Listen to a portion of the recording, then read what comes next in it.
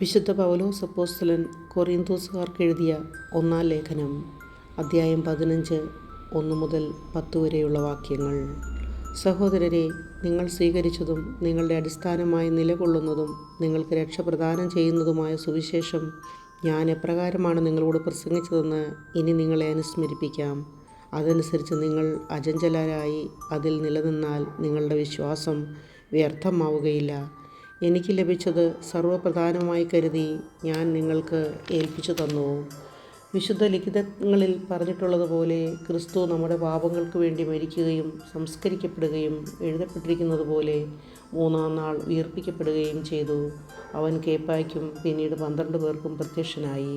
അതിനുശേഷം ഒരുമിച്ച് 500-ലധികം സഹോദരർക്ക് പ്രത്യക്ഷനായി. അവരിൽ ഏതാനും പേർ മരിച്ചുപോയി, മിക്കവരും ഇന്നും ജീവിച്ചിരിപ്പുണ്ട്. പിന്നീട് അവൻ യാക്കോബിനും തുടർന്ന് മറ്റെല്ലാ അപ്പോസ്തലന്മാർക്കും കാണപ്പെട്ടു. ഏറ്റവും ഒടുവിൽ അകാലജാതന് എന്നതുപോലെ എനിക്കും അവിടുന്ന് പ്രത്യക്ഷനായി. ഞാൻ അപ്പോസ്തലന്മാരിൽ ഏറ്റവും നിസ്സാരനാണ്. ദൈവത്തിൻ്റെ സഭയെ പീഡിപ്പിച്ചത് നിമിത്തം അപ്പോസ്തലൻ എന്ന നാമത്തിന് ഞാൻ അയോഗ്യനുമാണ്. ഞാൻ എന്തായിരിക്കുന്നുവോ അത് ദൈവകൃപയാലാണ്. എൻ്റെ മേൽ ദൈവം ചൊരിഞ്ഞ കൃപ നിഷ്ഫലമായി പോയിട്ടില്ല. നേരെ മറിച്ച് മറ്റെല്ലാവരെയും അധികം ഞാൻ അധ്വാനിച്ചു. എന്നാൽ ഞാനല്ല, എന്നിലുള്ള ദൈവകൃപയാണ് അധ്വാനിച്ചത്. നമ്മുടെ കർത്താവായ മിശിഹായ്ക്ക് സ്തുതി. വിശുദ്ധ മത്തായി അറിയിച്ച നമ്മുടെ കർത്താവ് ഈശോ മിശിഹായുടെ പരിശുദ്ധ സുവിശേഷം, അദ്ധ്യായം 20, 1 മുതൽ 16 വരെയുള്ള തിരുവചനങ്ങൾ. സ്വർഗരാജ്യം തൻ്റെ മുന്തിരിത്തോട്ടത്തിലേക്ക് ജോലിക്കാരെ വിളിക്കാൻ അതിരാവിലെ പുറപ്പെട്ട വീട്ടുടമസ്ഥന് സദൃശ്യം.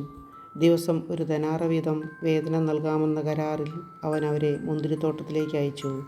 3-ാം മണിക്കൂറിൽ അവൻ പുറത്തേക്കിറങ്ങിയപ്പോൾ ചിലർ ചന്തസ്ഥലത്ത് അലസരായി നിൽക്കുന്നത് കണ്ട് അവരോട് പറഞ്ഞു, നിങ്ങളും മുന്തിരിത്തോട്ടത്തിലേക്ക് ചെല്ലുവിൻ, ന്യായമായ വേതനം നിങ്ങൾക്ക് ഞാൻ തരാം. അവരും മുന്തിരിത്തോട്ടത്തിലേക്ക് പോയി. 6-ാം മണിക്കൂറിലും 9-ാം മണിക്കൂറിലും പുറത്തേക്കിറങ്ങിയപ്പോഴും അവൻ ഇതുപോലെ തന്നെ ചെയ്തു. ഏകദേശം 11-ാം മണിക്കൂറിൽ അവൻ പുറത്തേക്കിറങ്ങിയപ്പോഴും അവിടെ ചിലർ നിൽക്കുന്നത് കണ്ട് അവരോട് ചോദിച്ചു, നിങ്ങൾ ദിവസം മുഴുവൻ അലസരായി നിൽക്കുന്നതെന്ത്? ഞങ്ങളെ ആരും വേലയ്ക്ക് വിളിക്കാത്തത് കൊണ്ടെന്ന് അവർ മറുപടി നൽകി. അവൻ പറഞ്ഞു, നിങ്ങളും മുന്തിരിത്തോട്ടത്തിലേക്ക് ചെല്ലുവിൻ. വൈകുന്നേരമായപ്പോൾ മുന്തിരിത്തോട്ടത്തിൻ്റെ ഉടമസ്ഥൻ കാര്യസ്ഥനോട് പറഞ്ഞു, ജോലിക്കാരെ വിളിച്ച് അവസാനം വന്നവർക്ക് തുടങ്ങി ആദ്യം വന്നവർക്ക് വരെ കൂലി കൊടുക്കുക.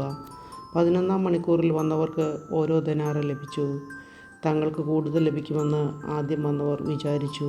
എന്നാൽ അവർക്കും ഓരോ ദനാറ തന്നെ കിട്ടി. അത് വാങ്ങുമ്പോൾ അവർ ഉടമസ്ഥനെതിരെ പിറുപിറുത്തു. അവസാനം വന്ന ഇവർ 1 മണിക്കൂറേ ജോലി ചെയ്തുള്ളൂ. എന്നിട്ടും പകലിൻ്റെ അധ്വാനവും ചൂടും സഹിച്ച് ഞങ്ങളോട് അവരെ നീ തുല്യരാക്കിയല്ലോ.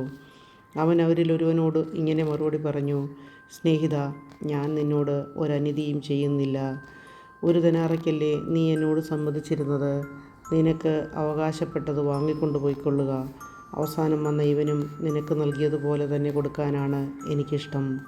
എൻ്റെ വസ്തുവകകൾ കൊണ്ട് എനിക്കിഷ്ടമുള്ളത് ചെയ്യാൻ പാടില്ലെന്നോ? ഞാൻ നല്ലവനായതുകൊണ്ട് നീ എന്തിന് അസൂയപ്പെടുന്നു? ഇപ്രകാരം പിമ്പന്മാർ മുമ്പന്മാരും മുമ്പന്മാർ പിമ്പന്മാരുമാകും. നമ്മുടെ കർത്താവായ മിശിഹായ്ക്ക് സ്തുതി.